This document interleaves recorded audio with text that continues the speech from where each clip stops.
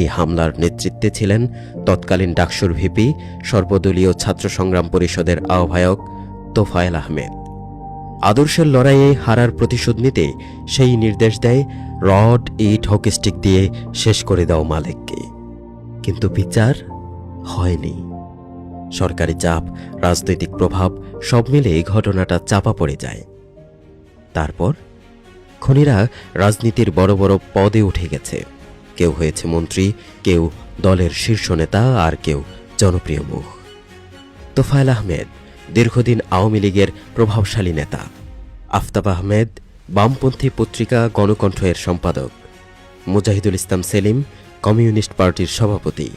বদিউল আলম আওয়ামী লীগের সাংগঠনিক পদেই। মাহফুজুল্লাহ লেখক, সাংবাদিক। AFM মাহবুবুল হক জাসদ রাজনীতিতে, ডাক্তার মাহবুবুল্লাহ শিক্ষক ও বিশ্লেষক। গোলাম মহিউদ্দিন খান মাওয়িস্ট ছাত্রনেতা। শহীদ আব্দুল মালেকের খুনিরা ছিল বামপন্থী, ধর্মনিরপেক্ষ, ইসলামী আদর্শের প্রকাশ্য বিরোধী। নেতৃত্বে ছাত্রলীগ আর ছাত্র ইউনিয়ন, দুই দলই জাতীয়তাবাদী ও সমাজতান্ত্রিক মতাদর্শে বিশ্বাসী। সংবাদপত্র তখন লিখেছিল মালেক ধর্মনিরপেক্ষ আর সমাজতন্ত্রীদের হাতে শহীদ হয়েছেন। আদর্শের এই বৈরী অবস্থানই তাদেরকে মালেকের ইসলামী শিক্ষা সমর্থক কণ্ঠরোধে রক্তপিপাসু করে তোলে। আজ আমরা এই ধারাকে চিনি অন্য নামে, শাহবাগী। 2013-তে যারা প্রকাশ্যে নেমেছিল বিচারিক হত্যার মঞ্চ বানাতে, তারাই তো এই ধারার উত্তরসূরি। মালেক ছিলেন এই মব রাজনীতির প্রথম শহীদ। 1969-এ যে ধারার হাতে তিনি খুন হয়েছিলেন, সেই ধারার মানুষ 2013-তেও ইসলামপন্থীদের বিরুদ্ধে একই বিষ উগরে দিয়েছে। তোফায়েল আহমেদ শাহবাগ আন্দোলনের প্রকাশ্য সমর্থক। বাম দল আর ছাত্র ইউনিয়নের উত্তরসূরিরাও শাহবাগে সক্রিয়। মালেকের হত্যাকারীদের উত্তরসূরিরা গর্ব করে স্বীকার করে যে মালেককে তারাই হত্যা করেছে। তারা এদেশে নতুন করে লাশের রাজনীতি, সন্ত্রাসের রাজনীতি শুরু করতে চায়। তাদের ব্যাপারে আমাদের সতর্ক থাকতে হবে।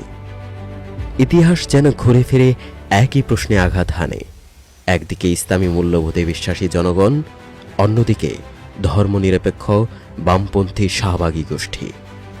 মালেকের রক্ত প্রমাণ করে সত্যের পক্ষে দাঁড়ালে মিথ্যার শক্তি সহ্য করতে পারে না। তারা হত্যা করে, নির্যাতন চালায়, কিন্তু সত্য শেষ পর্যন্ত জিতে যায়। মালেকের শাহাদাত ইসলামী শিক্ষা আন্দোলনকে থামায়নি, বরং আরও শক্ত করেছে।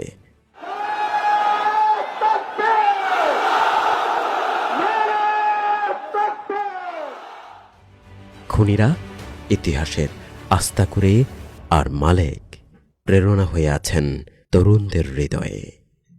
মালেকের স্বপ্নেরা খেলা করে ওই রাতের আধার, কালিমা ছিড়ে